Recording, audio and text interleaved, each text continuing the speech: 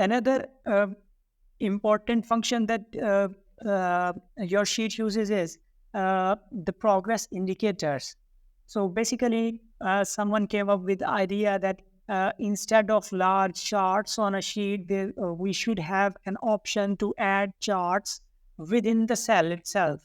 So we don't have to have a big chart. We just need a small chart inside a cell so that we can see what's going on. So, for example, I have different fundraising campaigns, and they are collecting funds through January to December, and we want to see how each campaign went. So what we can do here is we can use a Sparkline function. So what it does is, how does it work? We just need to use the Sparkline formula, and we can specify an entire range of cells uh, uh, for which we want to see the trend. And normally I can just select this and I can close this, and it should show me a result and a resulting line, and it is showing me a trend about how things are going. Okay, but the second option here is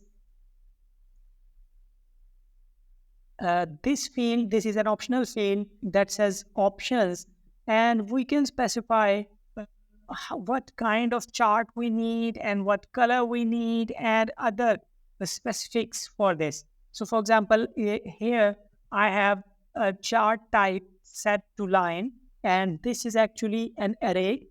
For array, I mean that this is a list of items in this single option for the formula, and this is denoted by this curly braces.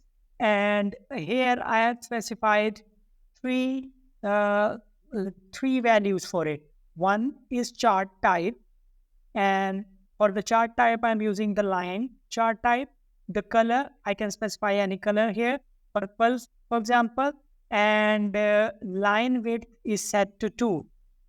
Normally it's 1, so I'm specifying it to 2. And we can click on learn more, and we can see all the different types of progress indicators or sparklines that we can use here, and what other options there are for this.